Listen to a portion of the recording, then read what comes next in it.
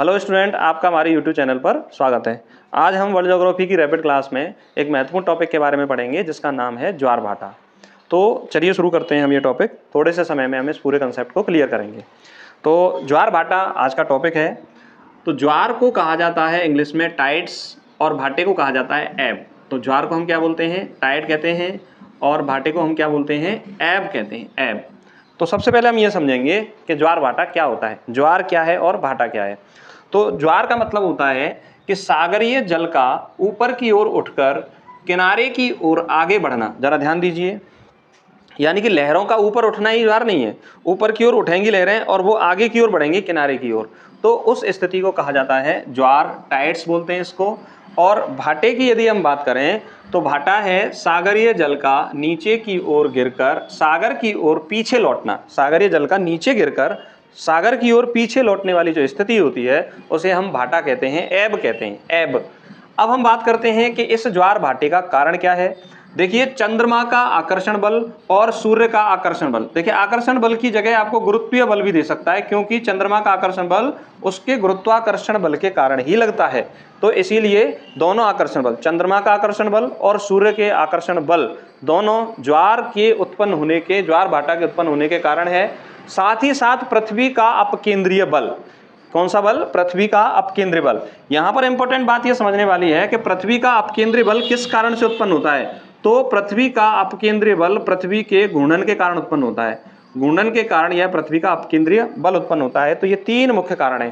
पहला कारण है चंद्रमा का आकर्षण बल, और दूसरा कारण है सूर्य का आकर्षण बल, और तीसरा है पृथ्वी के घूर्णन के कारण उत्पन्न होने वाला अपकेंद्रीय बल। देखिए, बल दो तरह के होते हैं घूर्णन के कारण, एक अभिकेंद्रीय बल और दूसरा होता है अपकेंद्रीय बल।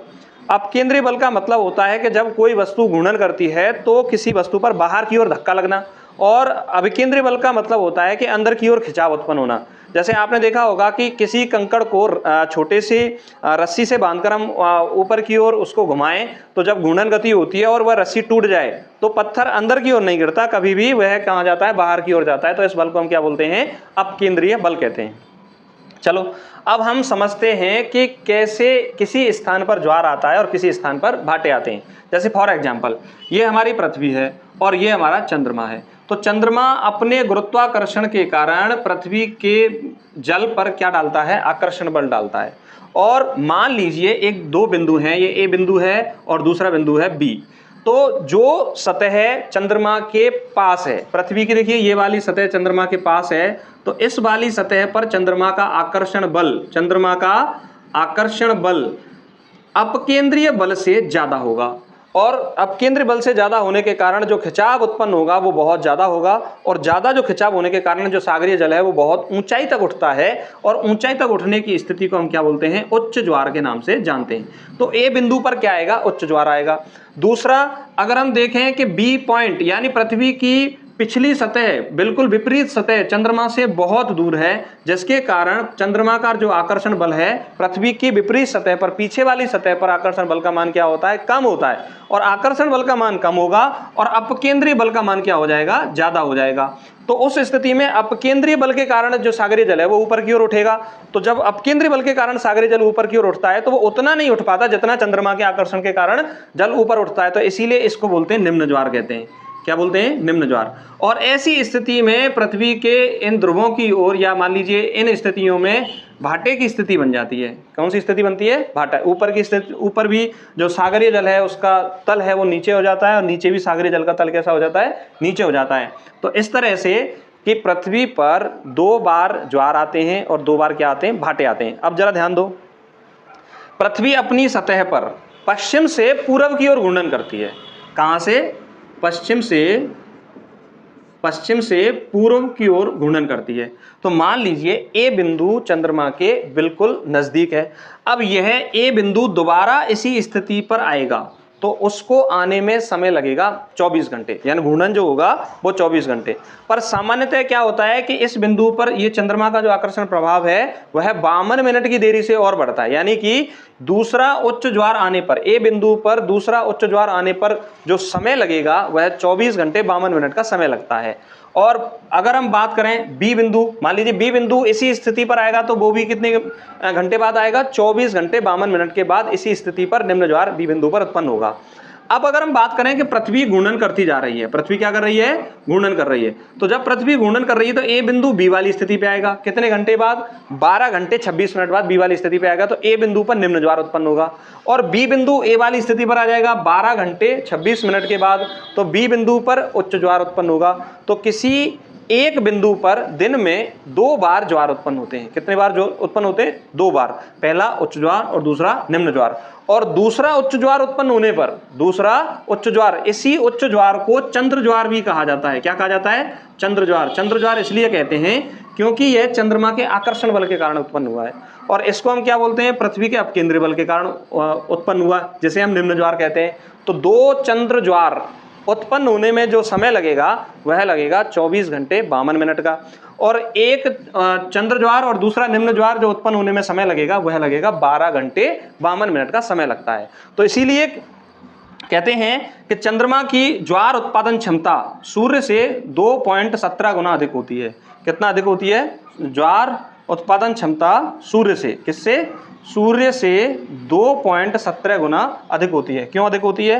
क्योंकि चंद्रमा पृथ्वी के ज़्यादा नज़दीक है और सूर्य पृथ्वी से बहुत दूर है। तो सूर्य का गुरुत्वीय बल उतना नहीं लग पाता जितना चंद्रमा का गुरुत्वीय बल लगता है। तो अगर हम बात करें इंपॉर्टेंट पॉइंट के बारे में, तो पृथ्वी पर एक दिन में 2 बार ज्वार और 2 बार भाटे उत्पन्न होते हैं। एक स्थान पर पुनः दोबारा चंद्र ज्वार आने में 24 घंटे 52 मिनट का समय लगता है। दोबारा सुन लो, ए बिंदु पुनः इसी स्थिति पर आने पर जो ज्वार उत्पन्न करने की जो स्थिति बनेगी वह 24 घंटे 52 मिनट, क्योंकि पृथ्वी का घूर्णनकाल ही 24 घंटे होता है, तो पुनः स्थिति आने पर लगभग 24 घंटे में घूम के आएगा। और यहां तक आने पर 12 घंटे 26 मिनट का समय लगता है, तो निम्न ज्वार 12 घंटे 26 मिनट के बाद आएगा।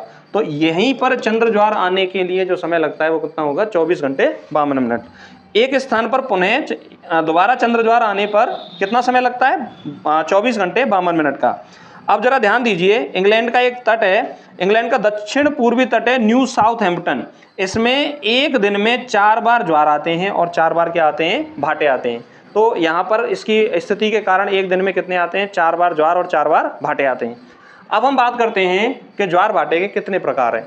ज्वार भाटे के सामान्यतः 5 प्रकार हैं। पहला है बृहद या दीर्घ ज्वार। पहला कौन सा है? बृहद या दीर्घ ज्वार। स्प्रिंग टाइड बोलते हैं इसको, स्प्रिंग टाइड। देखिए स्प्रिंग टाइड क्या होता है? जब पृथ्वी और सूर्य के बीच चंद्रमा आ जाए। दोबारा सुनिए, पृथ्वी और सूर्य के बीच चंद्रमा आ जाए तो चंद्रमा ने अपना आकर्षण बल लगाया और सूर्य ने भी अपना आकर्षण बल लगाया, तो आकर्षण बल का मान बढ़ने के कारण जो पृथ्वी का ये वाली जो इनके सामने वाली जो सतह है वहां पर ज्वार क्या हो जाएगा? बहुत ऊंचाई पर आएगा। तो इसलिए इसको हम क्या बोलते हैं? दीर्घ ज्वार कहते हैं। क्या बोलते हैं? दीर्घ ज्वार। ऐसा महीने में 2 बार होता है। कब? पूर्णमासी को और अमावस्या को। इस स्थिति को कहा जाता है सिजगी। क्या कहा जाता है? सिजगी। इंपॉर्टेंट है, पूछा जाता है कि सिजगी की स्थिति कब बनती है?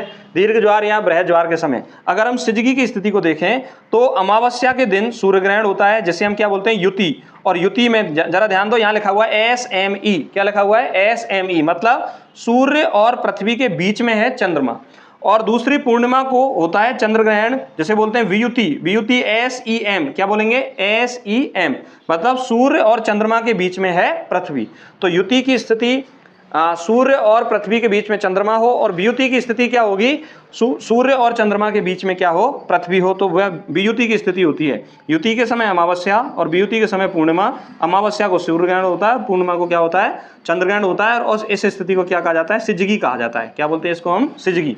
अब बात करते हैं लघु ज्वार। लघु ज्वार मतलब कि पानी का तल ऊपर तो उठे लेकिन इतना ना उठे जितना उठना चाहिए, तो उसे हम लघु ज्वार कहते हैं। यह होता है सप्तमी और अष्टमी को। प्रत्येक माह की जो सप्तमी और अष्टमी होती है उस दिन क्या होता है कि चंद्रमा और सूर्य दोनों पृथ्वी के 90 डिग्री के कोण पर आ जाते हैं। तो चंद्रमा अपना आकर्षण बल लगाता है और सूर्य अपना आकर्षण बल लगाता है। तो प्रभाव यह होता है कि पानी की जो उथल पुथल है वो थोड़ी कम हो जाती है। तो ज्वार जो है उसको बोलते हैं हम लघु ज्वार। नीप टाइड्स कहते हैं इसको। क्या बोलेंगे? नीप टाइड। तीसरा है दैनिक ज्वार भाटा। क्या बोलेंगे? दैनिक ज्वार भाटा। Diurnal tide. क्या बोलेंगे? Diurnal Tide.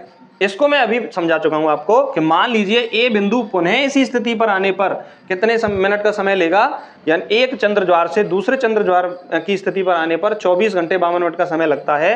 तो इसे हम क्या बोलेंगे? दैनिक चंद्र ज्वार। और ऐसा कहाँ होता है? मैक्सिको की खाड़ी में और फिलीपींस द्वीप समूह में होता है। कहाँ पे होता है? मैक्सिको की खाड़ी और फिलीपींस द्वीप समूह में दैनिक ज्वार भाटे आते हैं। इनमें अंतर कितने का होता है? 24 घंटे 52 मिनट।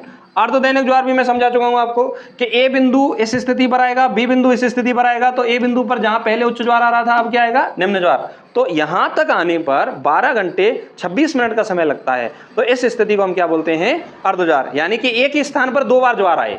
एक ही स्थान पर कितने बार ज्वार आए? 2 बार। पहला चंद्र ज्वार जिसे उच्च ज्वार बोलते हैं और दूसरा निम्न ज्वार आया। तो इस स्थिति को हम क्या कहते हैं? अर्ध दैनिक ज्वार, और जिसमें समय अंतर होता है वह होता है 12 घंटे 26 मिनट। अब बातें हैं मिश्रित ज्वार, मिक्स्ड टाइड, मिश्रित ज्वार भाटा, मिक्स्ड टाइड जिसे बोलते हैं कि मान लीजिए किसी स्थान पर ज्वार भाटे के जो समयांतर है उसमें कोई भी नियमितता नहीं होती, अनियमित समय अंतर होता है। जैसे कि इंग्लैंड के न्यू साउथहैम्पटन में एक दिन में 4 बार ज्वार और एक दिन में एक ही स्थान पर 4 बार भाटे आते हैं, तो उनका कोई निश्चित समयांतर नहीं होता, तो इसको हम बोलते हैं मिश्रित ज्वार भाटा। क्या कहते हैं? मिश्रित ज्वार भाटा। तो इस तरीके से हम थोड़े से समय में ज्वार भाटा को हम आसानी से समझ सकते हैं। आशा करता हूं आपको ये क्लास समझ में आई होगी। अगर